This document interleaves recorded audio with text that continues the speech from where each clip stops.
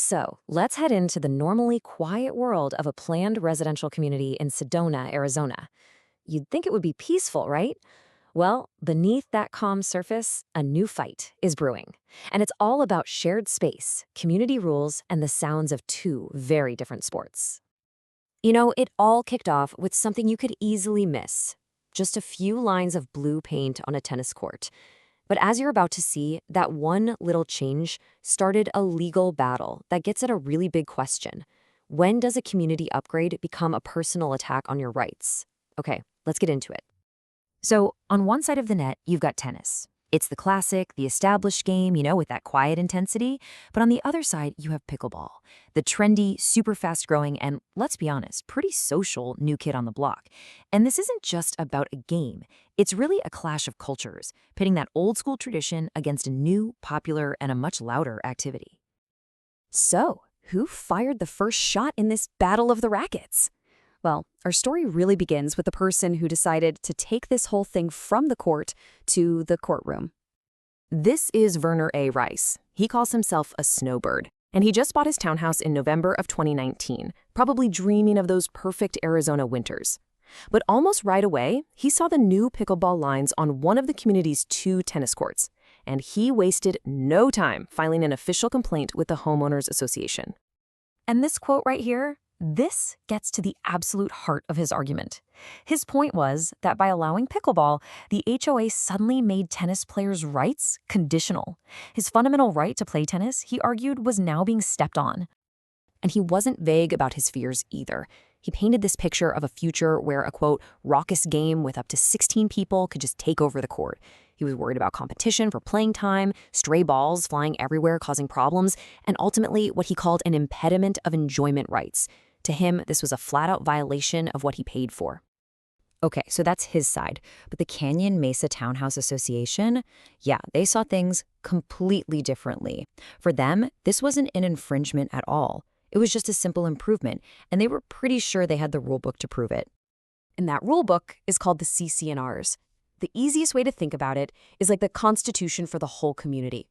When you buy a house in an HOA, you're literally signing a contract agreeing to these rules. So these aren't just friendly suggestions, they're a legally enforceable contract that says what the association and you can and cannot do. And when the HOA pointed to their own CC&Rs, they basically said, look, we have all the authority we need. The document gives the board the power to manage and improve all the common areas, and yep, the tennis courts are definitely common areas. They argued they could do this for the benefit of all owners, and, this is the crucial part, they said this power didn't require a vote from anybody. So what did this actually look like in reality? Well, Court 1 was untouched, still 100% tennis only. Court 2 was the one that got modified for both sports. But access to both courts stayed exactly the same, first come, first served. So from the HOA's point of view, they didn't take anything away from tennis players, they just added an option for everybody. So with both sides totally dug in, you can guess what happened next. The whole thing escalated. It went from a neighborhood disagreement to a formal legal proceeding in front of an administrative law judge where evidence and testimony were going to decide who was right. Now, this whole legal process was not quick. After Mr. Reis filed his petition, a judge actually ruled against him in February 2020. But he didn't give up. Nope. He asked for a rehearing, and he got it, giving him a second chance to prove his case. The judge set a final deadline for both sides to get their written closing arguments in. And on that final day, the HOA did exactly what the judge asked. They submitted a super detailed 17-page closing argument, laying out their entire defense, all based on the CC&Rs and the facts of the case. But Mr. Reis, well, he didn't. He completely missed the deadline. After fighting so hard for a second hearing, when it was finally time to make his case in writing, he submitted nothing. Zero. And believe it or not, that wasn't even the most surprising twist to come out of this thing. Because during the testimony, this little bombshell dropped. It turns out that Mr. Reis hadn't actually played tennis in years. His entire complaint, all those fears of raucous games and being denied court time, wasn't based on a single thing that had actually happened to him. It was all based on a hypothetical, a future conflict that had, never occurred. So, with all the evidence now in, or in one case, very much not in, it was time for Administrative Law Judge Jenna Clark to make the final call. And the verdict was crystal clear. For the second time, Mr. Reis's petition was denied. The HOA won. But the reason why they won, now that's the most important takeaway from this entire story. It all boiled down to this core legal idea, the burden of proof. See, in any legal dispute, the person making the accusation has the job, the burden, to actually prove their claim is true with evidence.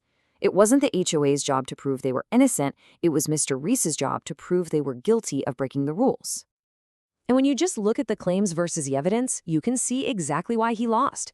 He claimed his rights were violated, but the evidence showed he'd never once been denied access to a court. He claimed the changes were an impediment, but his entire complaint was about something that might happen in the future. He claimed the HOA broke the rules, but the evidence showed the board was acting completely within its authority. He had nothing to back it up. And really, this quote from Judge Clark's final decision just says it all. Without evidence, a complaint is just an opinion. Mr. Reis just failed to provide the proof he needed to turn his fears into a real legal violation. So this whole story about a simple painted line leaves us with a much bigger question, doesn't it? In any community where we share rules and we share spaces, where do we draw the line between something that is just a personal annoyance and something that is an actual illegal violation of our rights? It's a question worth thinking about, whether you're on a tennis court, a pickleball court, or you're just living next door to somebody.